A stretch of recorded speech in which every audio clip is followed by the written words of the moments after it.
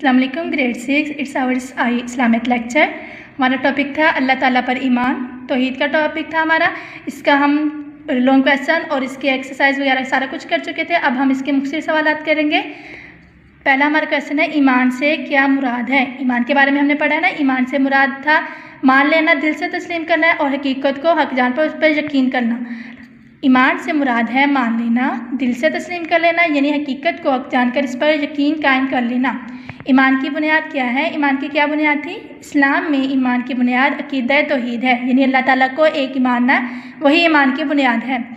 Third question है तमाम साहिब मुश्किलात में किससे मदद मांगनी चाहिए। हम किससे मदद मांगते हैं जब भी हम मुश्किल में होते हैं? अल्लाह ताला से। तमाम मुसाइब और मुश्किलात में अल्लाह ताला से मदद मांगनी चाहिए।